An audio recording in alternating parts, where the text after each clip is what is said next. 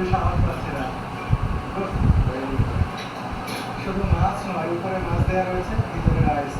শশী দেখি খেয়ে দিলাম।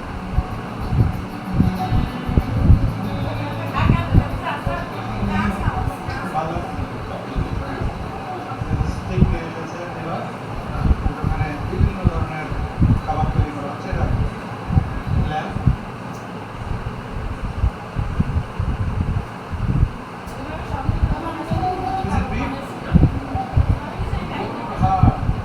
এটা কি করে তারা হাড়ের সাথে কিছু মাংস আছে, এই হাড় সহ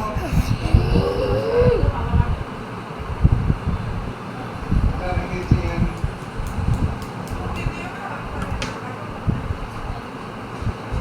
দুধ দেওয়া আছে, অনেক কথা।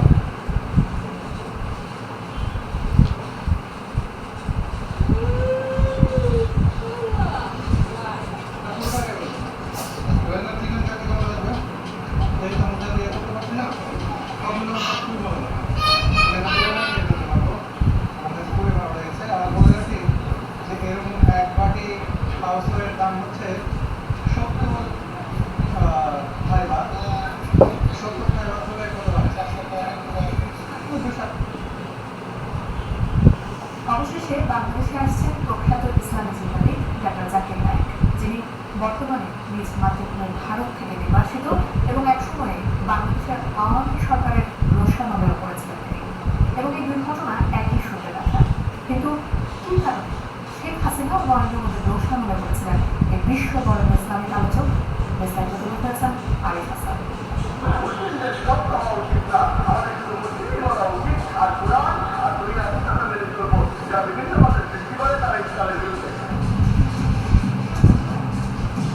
শিক্ষাজীবনে চিকিৎসা শাস্ত্রে পড়াশোনা করলেও পরবর্তীতে নিজেকে সম্পূর্ণরূপে উৎসর্গ করেন ইসলাম প্রচার ও গবেষণায়, যার গ্রহণযোগ্যতা সারা বিশ্বের মুসলমানের কাছে। তিনি ইসলামকে ব্যাখ্যা করেন যুক্তি, বিজ্ঞান, মানবতা আলোকে, যা পবিত্র জন্মের কাছে বিশেষভাবে আকর্ষণীয়। তিনি বলেন, ইসলাম বিশ্বাস নয়, এটি যুক্তি, বিজ্ঞান ও বাস্তবতার সঙ্গে সামঞ্জস্যপূর্ণ জীবন ব্যবস্থা।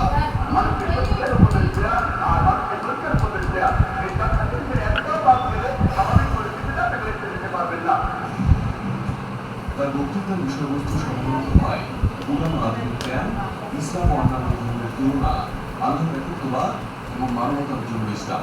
তিনি একাধিক পুরাণ, অন্যান্য ধর্মগ্রন্থ থেকে উদ্ধৃতি দেন, যা তার জ্ঞানের গভীরতা ও ভারসাম্যকে প্রকাশ করে।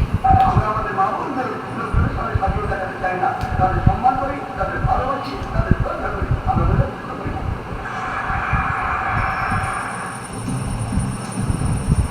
ভারতের মুম্বাইয়ে জন্ম নেওয়ার ইসলামী চিন্তাবিদের জনপ্রিয়তা দিন দিন বাড়তে থাকে। তার একটি সেমিনারে তার কাছে তর্কে নাস্তানাবুদ হতেন বিভিন্ন ধর্মের পাণ্ডিত্যরা। প্রতিটি সেমিনারে তার পুরাণ ও বিজ্ঞানের যুক্তিতে মুগ্ধ হয়ে ঝাঁকে ঝাঁকে ইসলামের ছায়া তলে আসতেন অন্য ধর্মাবলম্বীরা। আর এটাকে হুমকি হিসেবে দেখেছে নরেন্দ্র মোদীর বিজেপি সরকার। আমাদের বিদেশে যেতে হলে ইমান থাকতে হবে। সকলের সঙ্গে কথা বলছি, একজন সৃষ্টিকর্তা আছেন, নবী রাসূল আছেন, শিক্ষাগত পরকার আছে, কিতাব আছে, ইত্যাদি। এদিকে ডাক্তার জাকির নায়েকের জনপ্রিয়তা বাংলাদেশের আকাশচুম্বী। তবে শেখ হাসিনার নেতৃত্বাধীন আওয়ামী সরকারের রোষানলে পরে সেই জনপ্রিয়তাও। 2008 সালে ক্ষমতায় আসার পর ইসলামপন্থীদের নানাভাবে কোণঠাসা করে রাখে তৎকালীন প্রশাসন। শাপলা চত্বর হত্যাকাণ্ড, বিচারিক হত্যাকাণ্ড, গুরুত্বহীন এমনকি বিভিন্ন জঙ্গি নাটক তার বড় উদাহরণ।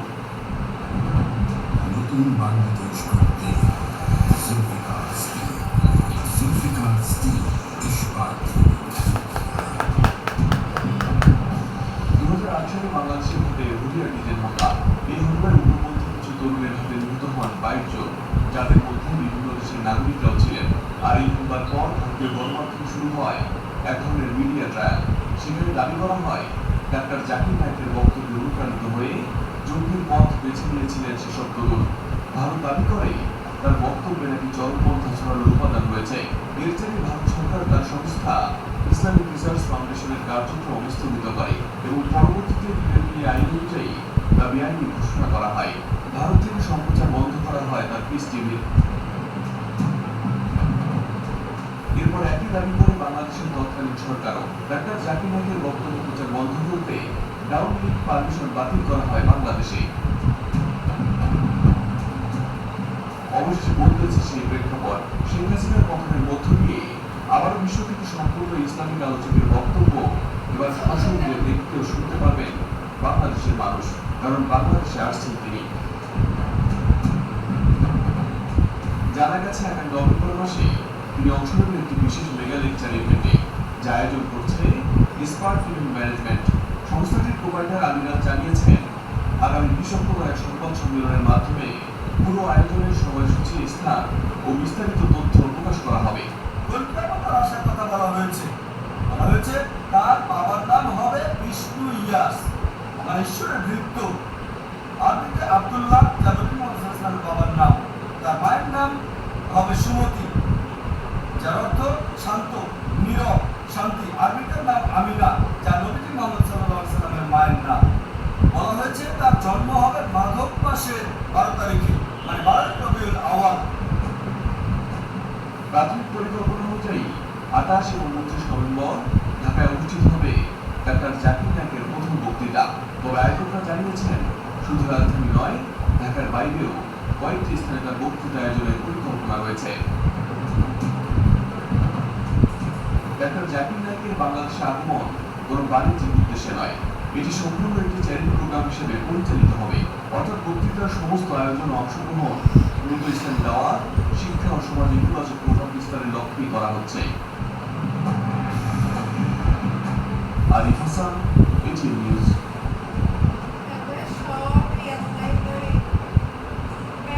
প্রতিদিনের এত কাজ, কর্ম, প্রেশারে আমার শরীরটা অনেক বেশি খারাপ। তার উপরে আবার আমাদের ওপেন হাউস ছিল। ওপেন হাউস থেকে আমার শরীরটা এত বেশি খারাপ হয়েছে যে রান্না করে একদমই লাগছে না। তাই ফ্রিজ থেকে বের করে নিয়েছি আম্মুর পাঠানো বাংলাদেশ থেকে বকুল ঘুড়ি ভুনা। আমার ঘুড়ি এমনিতেও পছন্দ, তো ছোট এক টুকরা ছিল আম্মুর পাঠানো, সেটা অনেকদিন ধরে ফ্রিজে রাখা ছিল, এখন গরম করে খাবো। আসলে শরীর খারাপের সময় যদি এরকম কিছু রান্নাবান্না ফ্রিজে রাখা থাকে, সেটা বের করে গরম করে খাওয়াটা আমার জন্য বেশ সুবিধা হয়। আমার মনে হয় এরকমটা অনেকেই করে থাকেন।